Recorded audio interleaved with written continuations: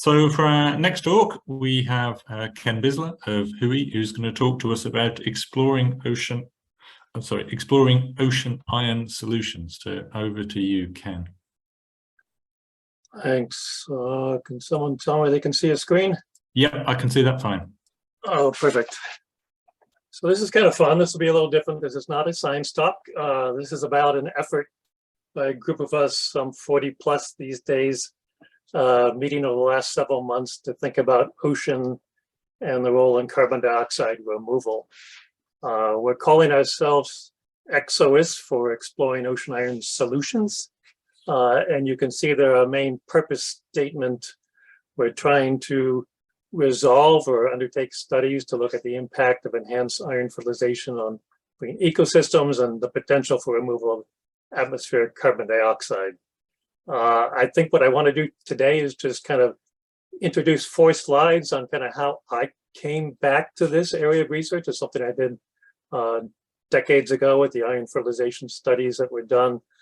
And that was a process supported by the US National Academies and this report that I want you to be aware of.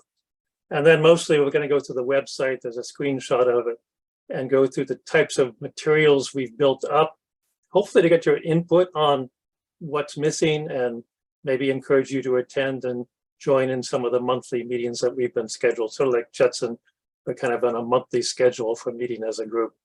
I think there's only a couple people on this call who are from ExOIS.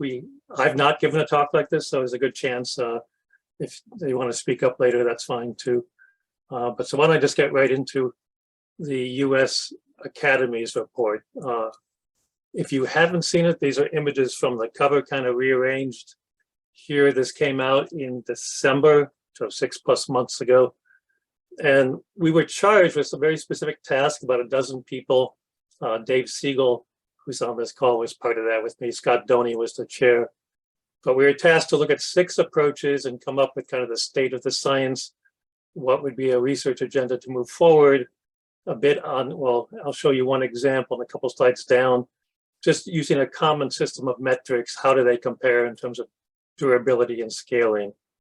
The approaches on the left, sometimes they're called nature-based, abiotic. The ones on the right are more abiotic, sometimes called engineered solutions.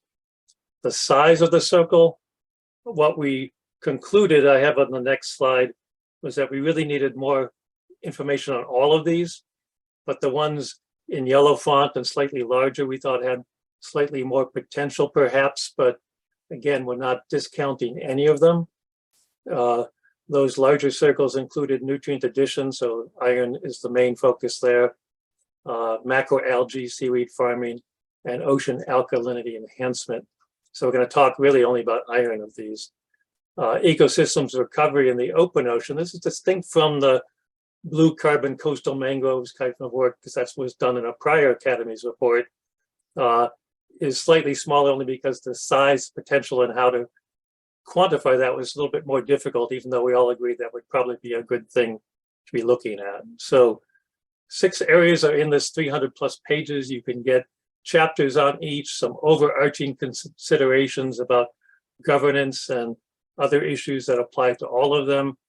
I've tried to distill 300 pages down into one set of bullets. These are mine, not exactly the words in there, but I just want to make sure, we're kind of clear here. When we talk about CDR, we're always starting with a line about emission reduction is not enough, and that comes out of a lot of the recent IPCC modeling. We're not going to be able to keep this 1.5 to 2 degrees with emissions reduction, but it needs to be happening. And so that's first and foremost, start emissions reduction.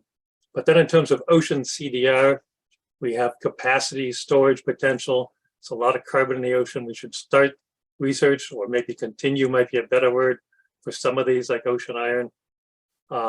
Research is not an endorsement. We did not say we should be doing large-scale deployment, but we should be ready in, say, 5 to 10 years, this window of opportunity to potentially keep us on track for some of these lower temperature increases by doing this type of work. So we can choose between doing what we're doing now, a large geoengineering experiment, basically doing nothing, emitting fossil fuel, CO2 to doing some combination of these, because it probably won't be a single ocean-based or land-based CDR approach that actually moves forward.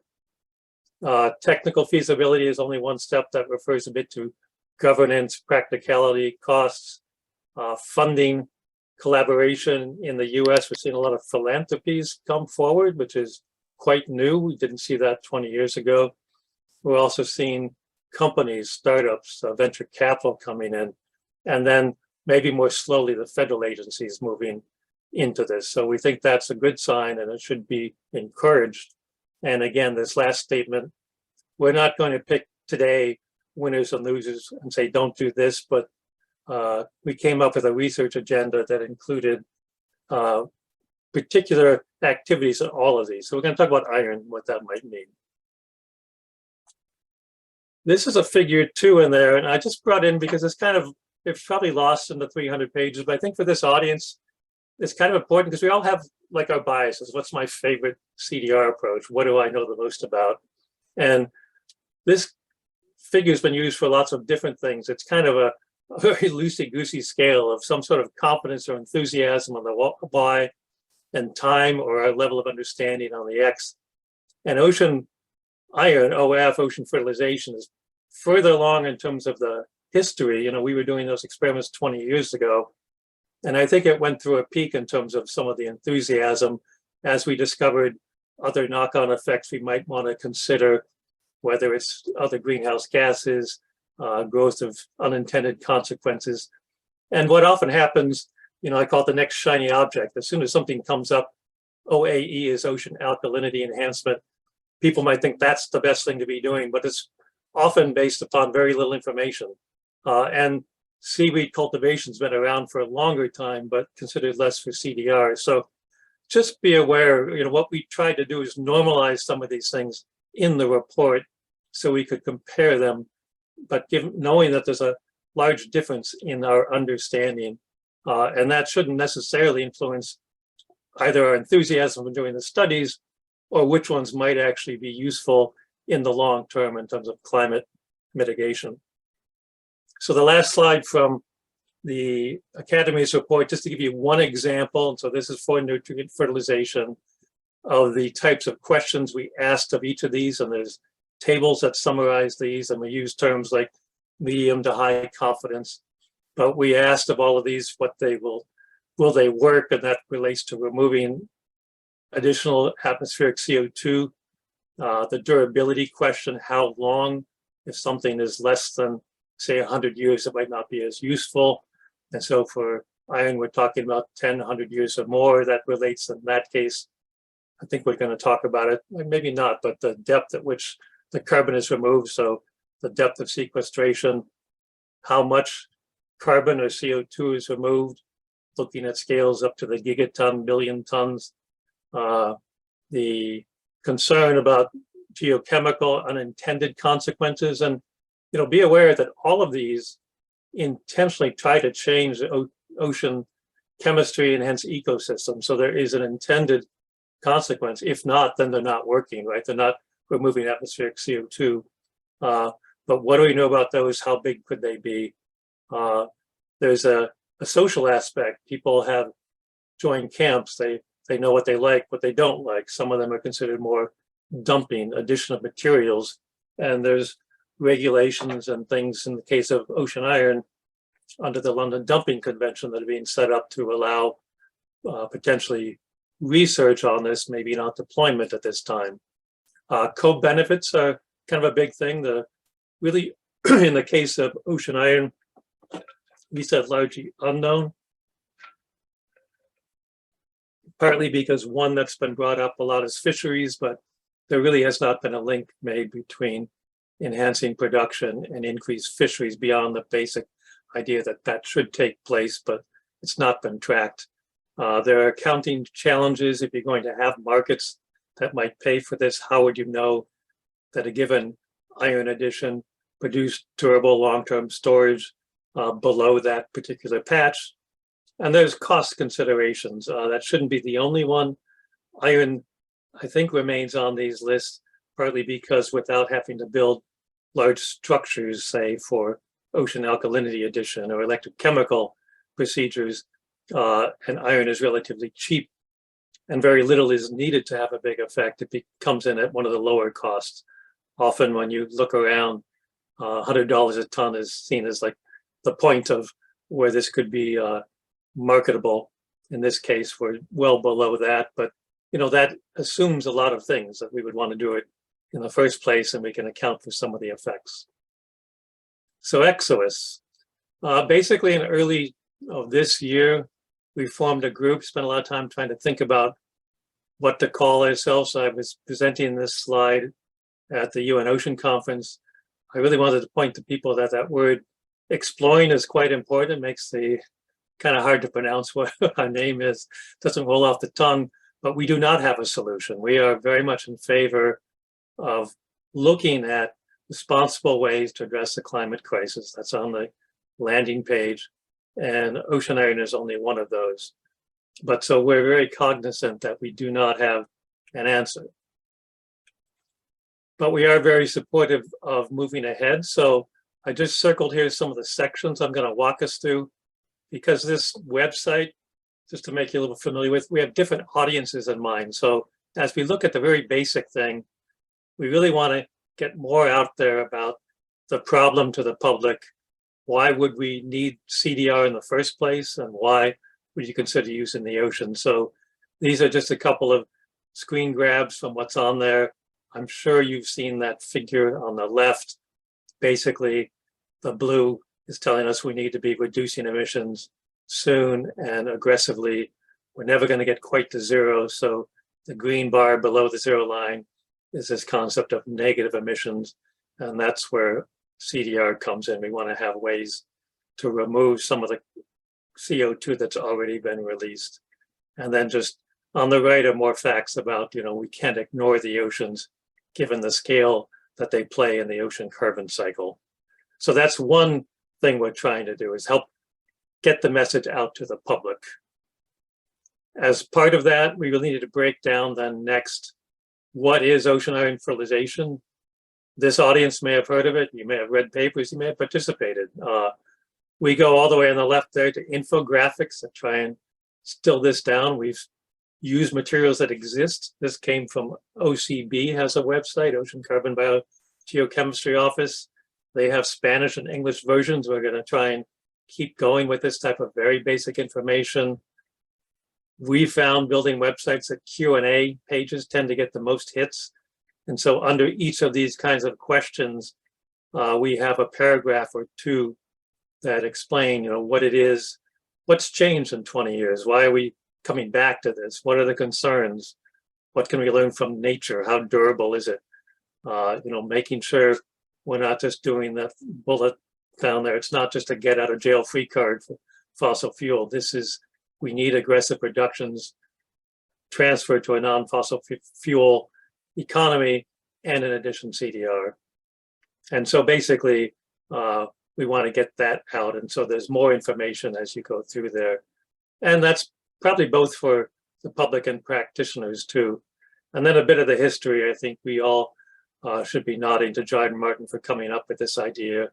And the Oceanus is something close to 20 years ago. We put a lot of this stuff down in very publicly, say, consumable type of language. So it's not all about science on this website. So what's that next part of this? What's our plan? What is ExOIS? And so the things you should know about, we're kind of an umbrella organization. We do not have funding. We're trying to put together partnerships, basically ways to identify what are key questions that we should be motivated to resolve. And then individually or in subgroups, people can look for partners, national funding, philanthropic funding, or some of these new startup companies. And how would you establish the best practices to do that in governance? And so all of that's important. So that's stated up front as one of our goals. And so we're trying to really look at that National Academies report. There's been others, the Aspen Institute, and catalyze those. And this is an international effort. So it's not one group. We're going to need everybody on board. Kind of what I'm seeing with some of the of those 6 approaches, often these are done individually or by companies. And so the thought here was maybe given our history and that we're better off as a group talking about these issues than going out on our own or coming back collectively for larger field experiments, which we think would be needed. But how we do this, how we establish those practices will be important. Something I'd like to invite this group to, right now, the 3rd Monday of every month, we pick this time on the East Coast of 5 p.m. because it's really early morning in Australia and Japan and Asia, but they can kind of make it, and it's late at night, approaching midnight, not quite in Europe and the UK, but at least we can have a live discussion. We take notes, we also video record them, but that gives us something to shoot for. And the first one of these official forums was in March. And the first thing we started talking about is that code of conduct. How would you, and I have a slide on that next, arrange these experiments, this R&D that would be done in an open and transparent way for the benefit of mankind, basically, and not for making a quick buck, basically. We've started to put up some experimental plans. Fei Chai and Mark Wells have slides, and when you see things in blue, we actually put some of that material back online for public consumption. So we have a monthly discussion, usually about 90 minutes. There's usually 10 or 15 minutes of catch up, and then an hour or less of a presentation and discussion. And we take that and deliberation and put things back online. The May discussion was about a cost analysis that Dave Emerson, Ben Twining, Dan Whaley, and others have worked on. That's now online as of this morning. We had in June partnerships with several NGOs, Nature Conservancy, EDF. That was part of a discussion of releasing that code of conduct. We just had one of these 15th, I guess, of this month on the Monday, and Phil Boyd and Leonid Bach talked about their thoughts on work in the Southern Ocean for field experiments. And I'll show you some more details of what's coming up. But this is really the meat of it, maybe for this audience, is, let's get together, start talking about it. And again, the first thing that we did is said, well, what are those guiding principles, code of conduct? There's been a lot of discussion around this in the past, and we felt this was really important. Margaret Leinen, Kilapati Ramakrishna here at Hui, and myself, and then our steering committee put together a set of ideas coming out of a Silomar from about 15 years ago at a 5-day workshop where they came up with kind of 5 themes, and underneath each of these on the website, you'll see more, but basically, the whole purpose is collective benefit for humans and the environment. If we can't do that, we shouldn't be moving ahead. We want to have established lines of responsibility for overseeing and permitting. As scientists, it's pretty easy to say open cooperative research, but that's not always how it's done. There's been examples of people just doing their own thing and not sharing data or inviting people in. Evaluations have to be iterative and independent, and we certainly need the public engaged in different ways, considering this, thinking of the options. And that's going to be important from the get-go. So there's more behind these online. I do want to kind of entice you into what's coming up. August 15th will be here soon. This one we're doing a little bit differently. The other ones were like 2 or 3 people. We've had a lot of discussion about advances in iron delivery bioavailability. If you look back at what's been done, often it's the loss of iron upon delivery or tracking the iron that's really difficult. So we're going to be talking about using stable iron isotopes, different forms of iron delivery, from rice flakes to colloidal iron that's engineered from the PNNL group right there on the bottom. Things like almost like coagulants, adding clays and things to enhance aggregation, and maybe ways to electrochemically from a drifting array release iron without having to put in solutions. And that last list is just to whet your appetite. There are a lot of question marks there. These are not resolved yet, but we want to get more into these ecological impacts, other greenhouse gases, oxygen, technology. Certainly this group I've attended a lot of meetings with some very cool ways to track the biological carbon pump, which might respond to iron. We really want to bring that back to the table. we want to look at low nutrient, not just high nutrient areas. Fei Chai is going to bring back some models and get more into phytoplankton physiology and things like that. So that is important to know. The bibliography we ported over from OCV, what I thought was a really useful resource that most people didn't know about, that has hundreds of both peer-reviewed things, but reports, things out of the media that are very sometimes hard to find.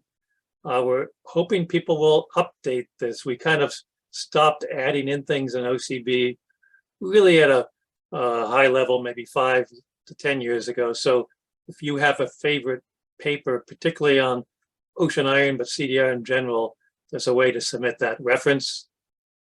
We're very happy to share with who's talking to each other. And so this is in some ways a partial list because we're just putting this together. There are a few names that we're still adding to the team members on the right and my steering committee, Kilapatri Ramakrishna, Yoon, who's at Cambridge, working with Sir David King, Mark Wells, many of you may know, Sarah Smith, I think is here today, and Fei Chai, who's now back full-time, or most of the time in China. And there's a contact email that I'll say again. We also, of course, try and track the news if there's something we think is worth sharing. And we have a Twitter account, of course, so we can start sharing things in real time. Some of this was presented at the UN Ocean Conference not too long ago. So I'll leave it there. I'm super happy to kind of have been able to walk you through that. info@oceaniron.org, that's our website there on the right. We'll get you all of this and more, and we would love to talk to this group and others a bit about this. And I see we're coming on 5 minutes. That was my last slide. I will just say, because we have a deadline of August 3rd for the next AGU fall meeting, or December meeting, I guess we should call it, that there is going to be a session that may be, so I'm changing topics completely, but this is just a quick advertisement that several people are looking at carbon flux and attenuation, and talks like we heard today and others would fit in that. So just be aware that that's coming up quick, a deadline, and you're very welcome to submit and join that group. But let's take questions on this ExOIS and why we think this is important to be doing. Thank you. Excellent. Thank you, Ken. Very interesting talk and obviously a very important topic. Just to quickly follow on from your last point, anybody interested in the link to register for that AGU session, if you go to the JETZON Twitter feed, we tweeted on it yesterday and you can grab the registration there. I'm sure there are going to be questions on this. Is there anybody who wants to ask Ken questions about ExOIS? There's got to be. If you don't mind, I mean, I'll get started with one. It sort of just occurred to me over the course of the talk. I mean, one of the motivations is to find a way of sort of bridging the gap between a low carbon society and needing to get the carbon out of the atmosphere quickly. Does that mean that reversibility is also something that we should be thinking about in terms of, you know, we recognize it's a perturbation to the ocean, but is there merit in approaches which would be reversible, that they wouldn't have a permanent impact? Yeah, that certainly has been part of the discussion. Often it's looked at the other way for durability, right? We want to make something happen that would at least have effect of, say, 100 years or more. So like planting on land trees, right? If we're only going to have a seasonal or annual effect, it might not be worth moving towards deployment. Reversibility is interesting. So alkalinity would kind of be irreversible. Adding nutrients or pumping up nutrients might be more reversible. As you asked that too, I do want to make a distinction too for people, and you know, I think I consider myself among them, are skeptical about how well this might work. I think we just have to get to these experiments, get more information. That the experiments themselves, I don't see any sign that we're causing irreversible harm, even if we were to scale up ocean iron, say 10 times or 100 times in terms of the amount that we add or tracking time and things like that. So I think we have to separate, you know, the 1,000-ton removal experiment from the gigaton that we might want to get to, which would have impacts that might take a lot more consideration and regulation. But what we found, I think, is people leapt to the end and said we should never start the research because we would never consider that at the billion-ton scale. Well, yeah, we might not, but in the meantime, once a market opens up, and there are voluntary markets already, and someone can make a buck on 100,000 tons, shouldn't we have information at least on how best to regulate where and when and to what degree of nutrient removal would be acceptable? So I think there's many reasons to separate kind of the experimental from the deployment side of this, and let's move ahead quickly on those experiments before we have all of those answers on the regulation on global scales. So just adding a little bit in there. Sure, thank you. Dave, I see you've got your hand up for a question. Yeah, no, it's more of a comment, and just restating what Ken just said. This area is moving very fast, especially in the financial side of the world, with very little information about how to really do this and how to do this at scale. And the impediment of social license, do we really have the wherewithal to do this, has been, is a huge issue. And my thinking has changed in the last 5 years, because I was part of the Academy report, and I stuck the Academy report in the chat for people to get at, is remember that we've done 200 years of geoengineering by extracting fossil fuel and burning it to fuel our economies. The amount that we need to remove if we decarbonize our economies is order 20 gigatons of CO2 from the atmosphere. So it's not, in the scheme of things, it's not that much, but it does entail a geoengineering to do this. And so, and all of the methods that are proposed have drawbacks. They all have problems. They all have different timescales. It is the big challenge that, my kids have to solve, my kids' kids have to solve, et cetera. And, and I think that we need to set this up right. And we have to deal with the consequences if we do nothing. So anyways, just a quick comment on that. Excellent. Thank you, Dave. We've probably got time for one last quick question, if anybody has anything that they want to raise. Following from Dave, I mean, I think anyone early career here, I encourage you, again, we've done some of this work in the ocean iron area. When we did those experiments 20 plus years ago, we were thinking about controls on ocean productivity. So we didn't do maybe a very good job on tracking kind of the full carbon sequestration, fate of carbon, all of the knock-on effects.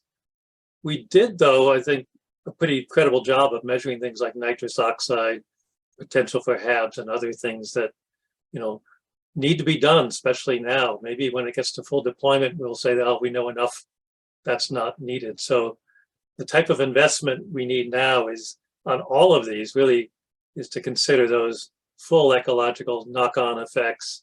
What happens if you grind up mineral, put it in the ocean? How's that going to affect ecosystems? Just changing pH, that type of thing. So again, whether your favorite is alkalinity or seaweed or upwelling tubes, I think there's a lot of commonality. And I'm hoping that for the code of conduct, we come together on this, and AGU is look at the ethical framework for climate intervention, and keep an eye out for that. They're trying to put together something across land and ocean and SRM, solar radiation management, and make sure we have a framework to do this research in a responsible way. Thank you, Ken. That's a good way of rounding that off. I say, if anybody has any questions they would like to ask Ken, then please do get in contact. And I would encourage anybody to take a look at the ExOIS webpage and also the reports that have been published. This is a field which is gaining momentum very rapidly, and I think we have almost an obligation to remain informed on this. So that wraps us up for this month. Thank you, everybody, for joining the call. There will be an